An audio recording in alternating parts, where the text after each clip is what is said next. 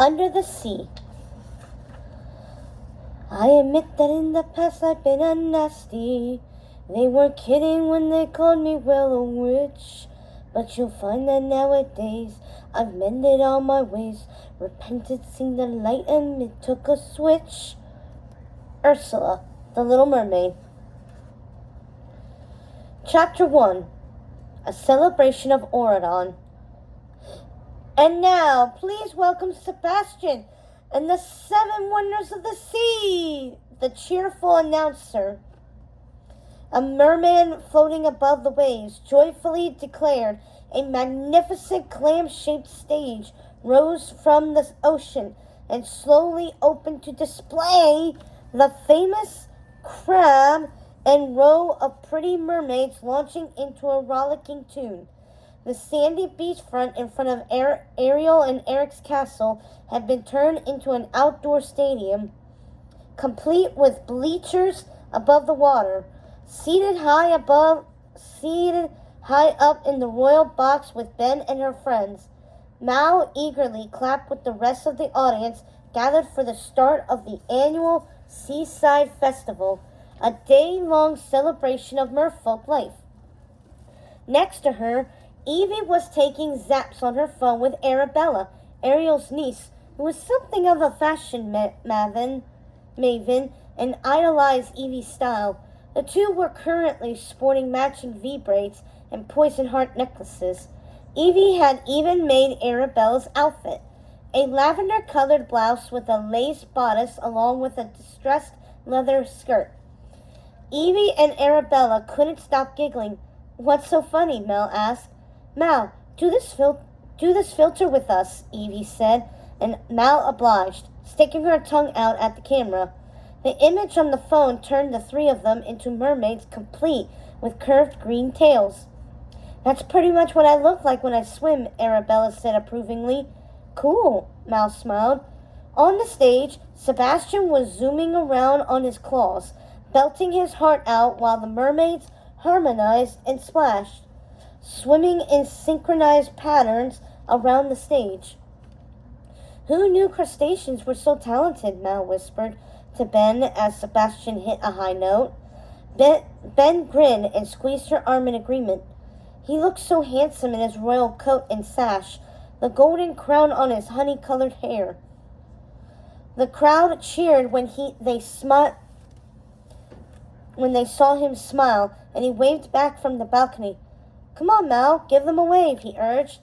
Mal hesitantly raised her hand and waved as well, and another cheer rose from the crowd. She was still getting used to the position of royal girlfriend and all the attention it generated.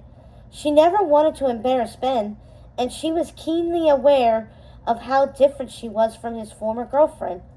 Audrey was the epitome of an Auradon princess. She looked so perfectly sweet and lovely that birds would perch on her finger, while Mal was definitely a villain kid from the Isle, a reformed villain for sure, but chirping birds certainly wouldn't be worshipping her anytime soon. Unlike Audrey, Mal preferred to wear leather pants rather than pretty dresses. So far, the people of Auradon didn't seem to mind, and Mal was grateful they were so accepting. "How do they fly so high?" asked Carlos as the mermaids shot into the air to the rhythm of the music and performed dizzying backflips. "I thought they were mermaids, not fairies." "They're jumping, not flying," said Jay, looking envious. "It's like water parkour." "Oh, like what we do in roar competitions." Carlos teased, meaning the Royal Order of Auradon Regiment.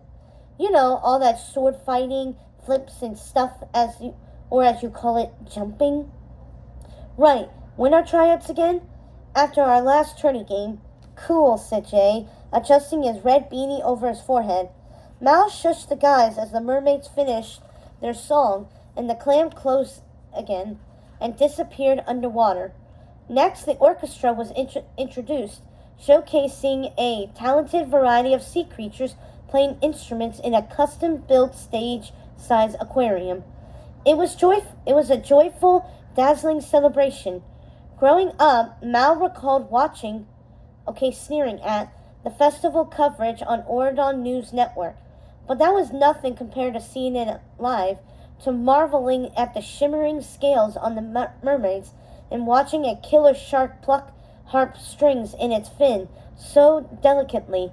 The Seaside Festival was just the first in an annual all-kingdom celebration of Oridon, wherein every kingdom hosted the king with a plethora of festivities that showcased their unique culture. Suddenly, Mal felt something shift in her pocket and caught a glimpse of the dragon's egg she had found in the catacombs of Doom only a few days earlier. The evil talisman had been disarmed, but its surface was crisscrossed with fine green lines, and they were multiplying by the minute. Mal knew it was dangerous, but she couldn't help keeping the dragon's egg with her at all times. It had to be destroyed soon, and Ben kept reminding her about it, but she always had an excuse as to why she couldn't see Fairy Godmother just yet. For some reason, she just wanted to keep the egg a little longer. There was no rush just yet, was there? Besides, the dragon's egg was so warm and toasty in her pocket. "It's nice to be back," said Mal. "Even though we were only gone for a day, it felt like we were down in the catacombs for a long time."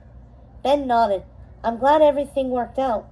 "Thanks to you," she said, since Ben had prepared at the last minute to set everything right on that adventure. "And you," he said, nudging her. "And us," chimed in Carlos, Jay, and Evie teasingly. "Totally. Group hug?" said Mal, opening up her arms. "Group hug," they chorused, and the five of them shared an affectionate embrace. Evie pulled in Arabella too, so she wouldn't feel left out, even though she hadn't braved the catacombs of Doom with them. The orchestra finished its performance with a roaring crescendo of percussion by a group of manta rays, just as a proud King Triton rose from the waves. He held his golden Triton to the sky, and the entire coastline exploded in a dazzling canvas of color and light and magic. The crowd thrilled at the sight, and Ben put an arm around Mal as the fireworks boomed all around them. She leaned her head against his chest and nuzzled into his arms, feeling lucky and content, and just a tiny bit guilty about the dragon's egg hidden in her pocket. After the show, the gang wandered down the exhibitor booths to shop for seaside souvenirs before the start of the Mer Games. Mal and Ben walked hand in hand behind their friends, lingering at a stand selling seashell necklaces. "Pretty," said Mal, holding up a particularly luminescent piece, a creamy pastel-colored one polished to a high shine. "Each one is unique," the mermaid attending the booth smiled. "No two are alike in all the world." "Do you want one?" asked Ben, reaching for his pocket wallet. Mal smiled and shook her head. "No, I just like looking at them." She handed the seashell necklace back to the mermaid. "They're not just beautiful," the mermaid told them. "Each of them contains a little sea magic. The most famous seashell necklace was Ursula's golden one, of course. Her power almost defeated Triton's, but thankfully it was destroyed." The mermaid shuddered at the memory. Mal nodded and took Ben's hand and pulled him away to catch up with the rest of the group. She didn't want any mention of villain history to mar their day, and Ursula's evil actions still cast a shadow on the seaside community in the same way that Audrey's grandmother had snapped upon seeing Mal, the daughter of Sleeping Beauty's famous nemesis, attending school in Oridon. They found their friends in front of a booth selling scoops of Seaside's famous clam-shaped fried ice cream. Arabella had taken on the role of unofficial tour guide and was telling Evie, Jay, and Carlos which flavors tasted the best and which ones to avoid. "Plankton is a good choice. It tastes like pistachio," Arabella said, tapping the glass and pointing to the nearest tub. "Sounds good. I'll take it," said Carlos. Jay leaned over the counter. "What about that one?" he asked, motioning to a dark-colored flavor. "Oh, that's anemone. It tastes like chocolate." "Nice, I'll go with that one," said Jay, nodding to the merman working the counter. He watched as the merman scooped up a hefty roll, place it in between two crusty pieces of bread, close it up like a clam, and toss the entire thing into the fryer. Then stuck it on a popsicle stick and handed it to Jay to eat. Jay bit into it and smiled in satisfaction. Wow, how does it keep from melting, he asked. Magic, said Evie. Kidding. The bread keeps the heat away from the ice cream like a shield. It's simple chemistry. Which one do you want, Mal? Asked Ben. My treat. Let me guess. Purple starfish? Good guess, she said, squeezing his hand. One purple starfish coming right up, he said with a smile. I'll have the same, Ben told the clerk. Mal took a bite. It tasted like lavender and honey. Delicious. Evie and Arabella chose the Whitecaps flavor, which Evie reported tastes just like vanilla, except with a little more sea salt. The group left the ice cream counter and slowly made their way through the crowded aisles of booths, admiring colorful pieces of sea glass and scrimshaw sculptures. Hey, what about this? Said Carlos, picking up a t-shirt that proudly proclaimed, I went to the Seaside Festival and all I got was this t-shirt. Perfect, said Evie, especially since it's in black and white. Of course, said Carlos, tossing the shirt over his shoulder. The next booth sold CDs of Blue Whale songs, and Carlos picked up a set of headphones to listen. I wonder why they haven't switched to offering it on a digital streaming service yet, he said. Oh, you know Blue Whales. They're a little old-fashioned and set in their ways, explained Arabella. But you guys should head back to the aquatic auditorium to catch the start of the 1 million meter butterfly.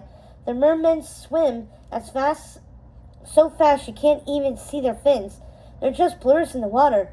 You're not joining us? Asked Evie. I have to say hi to my family. My grandfather's hosting a reception under the sea, said Arabella. I'll catch you at the free fin race.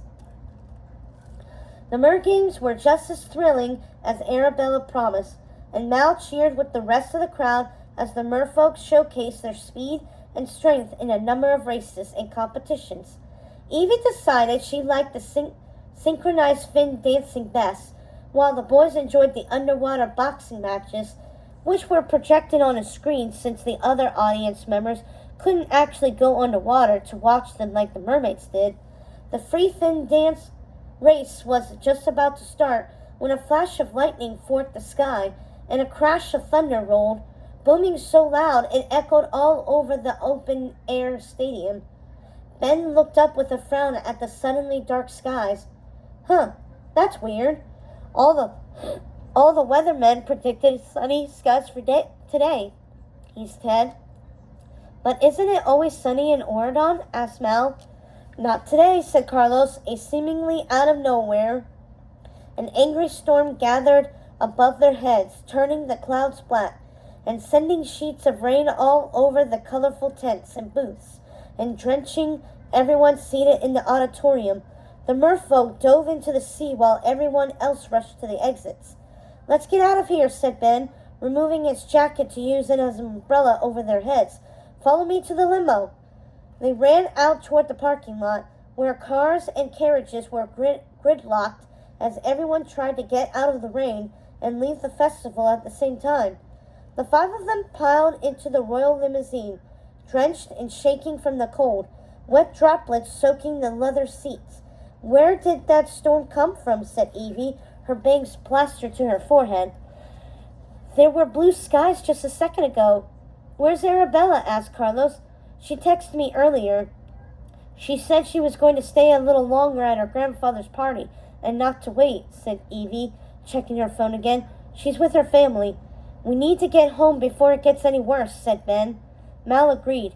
Yeah, let's go.